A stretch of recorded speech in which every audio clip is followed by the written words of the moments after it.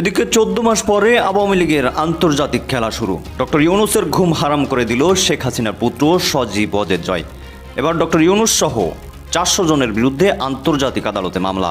হঠাৎ দিশেহারা হয়ে পড়েছেন ডক্টর ইউনূসের সরকার।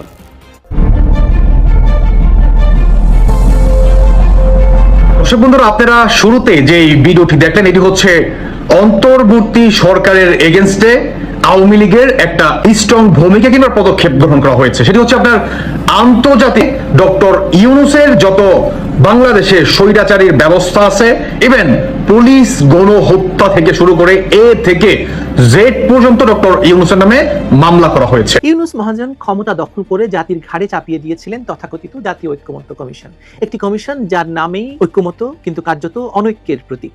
জাতীয় ঐক্যমত্য কমিশন নাকি বাটপার কমিশন?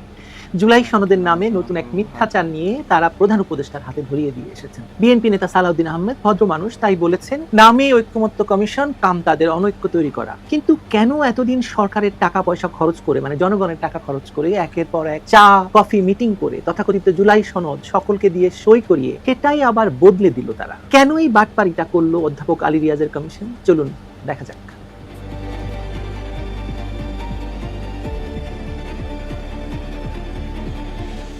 ইউনূস মহাজন ক্ষমতা দখল করে জাতির ঘাড়ে চাপিয়ে দিয়েছিলেন তথাকথিত জাতীয় ঐক্যমত্য কমিশন, একটি কমিশন যার নামেই ঐক্যমত্য কিন্তু কার্যত অনৈক্যের প্রতীক। বিএনপি নেতা সালাউদ্দিন আহমেদ যাকে স্পষ্ট ভাষায় বলেছেন অনৈক্যের কমিশন, সেই কমিশনের সভায় তিনি নিজেই বহুবার অংশ নিয়েছেন, বক্তব্য রেখেছেন, চা পানি খেয়েছেন।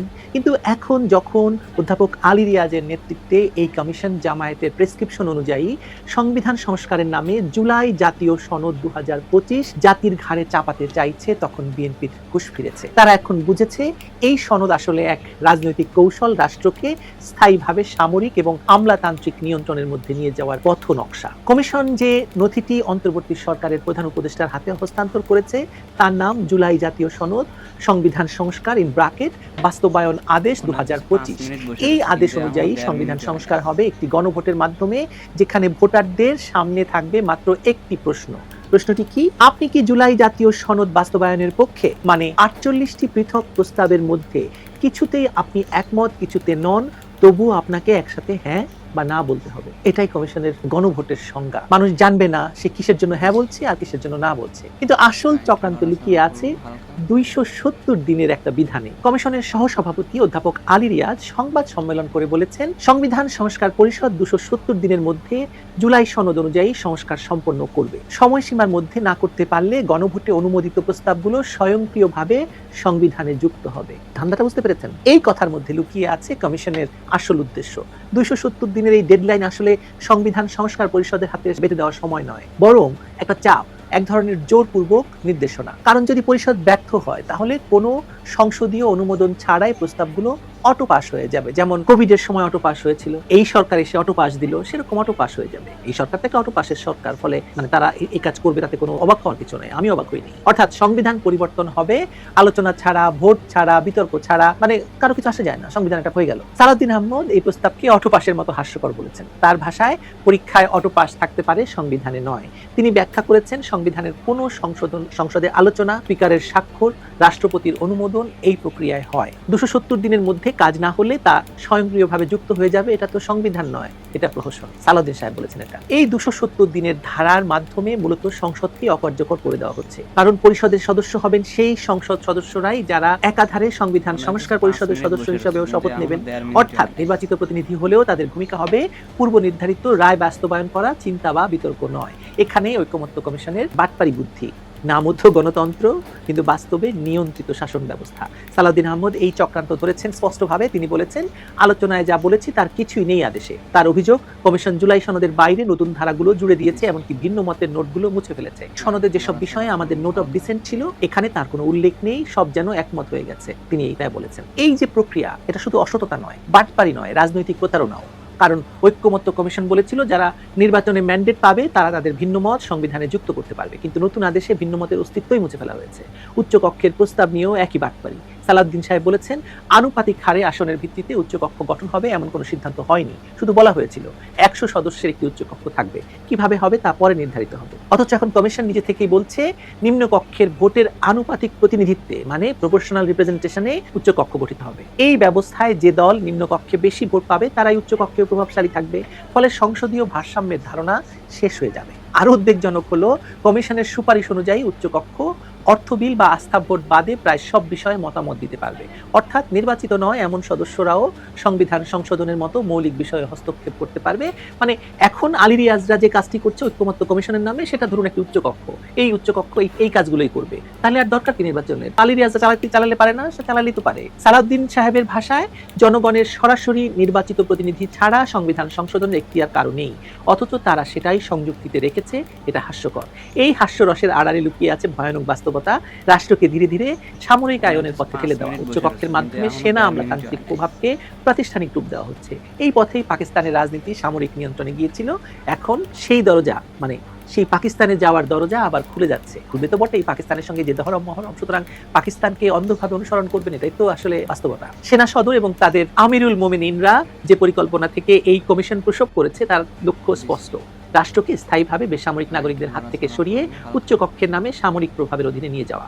বিএনপির এই বিষয়টি বোঝার কথা ছিল, কারণ সেনা আমলাতন্ত্রের কোলে কাকে করেই বিএনপি জন্ম নিয়েছিল।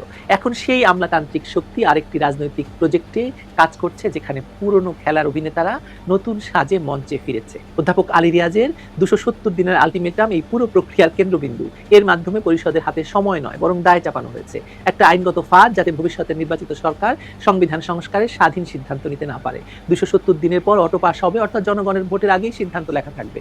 আসলে এই প্রক্রিয়া এক ধরনের সেনা পরিচালিত ইনস্টিটিউশনাল ইঞ্জিনিয়ারিং, যেখানে রাজনীতিকে এমনভাবে পুনর্গঠন করা হচ্ছে যেন ক্ষমতা নাগরিক নয় বরং নির্দিষ্ট একটি অদৃশ্য কর্তৃপক্ষের হাতে থাকে। অধ্যাপক আলী রিয়াজ, যার নাম যুক্তরাষ্ট্রপন্থী লবির সঙ্গেও বারবার আসে, এখন সেই পরিকল্পনার মুখপাত্র তিনি বলছেন 270 দিন সময়সীমা রাখা হয়েছে গণতান্ত্রিক তাগিদে, কিন্তু বাস্তবে এই তাগিদ গণতন্ত্র নয় বরং সময়ের ফাঁদ। এবং আগের থেকেই বলে দেওয়া হচ্ছে যে আপনারা ভোট দিন বা না দিন, এতে এতে একমত হন বা না হন, এটা পাস হয়ে যাবে, মানে আলোচনার কোনো দরকার নেই। সালাউদ্দিন সাহেব তাই ঠিক বলেছেন, ঐক্যমত্য কমিশন আসলে নিষ্কৃতি পাওয়ার জন্যই এই সুপারিশ দিয়েছে, কারণ এই কমিশন জানে নির্বাচনের পর যদি নতুন সরকার আসে তবে তারা এই কমিশনের অস্তিত্ব নিয়ে প্রশ্ন তুলবে, তাই তারা চায় সংবিধান সংস্কারের প্রক্রিয়াটা আগে থেকেই নিজেদের হাতে রেখে দিতে, তারাই উচ্চকক্ষ হয়ে যাবে। তখন দেখবেন আপনি নির্বাচনের পরে এই ঐক্যমত্য কমিশনে যে বসবে উচ্চকক্ষে, আপনি এই বদিউল আলম মজুমদারকে দেখবেন, আলী রিয়াজকে দেখবেন, এদেরকে দেখবেন যে এরা ওখানে গিয়ে আলো করে বসে আছে আরেকটি কক্ষে। ফলে যা তৈরি হয়েছে তা এক ভয়ঙ্কর রাজনৈতিক বাস্তবতা। সংবিধান এখন কেবল একটি রাজনৈতিক কাগজ নয়, একটি দলীয় স্বার্থ এবং সামরিক প্রভাবের মাঠ।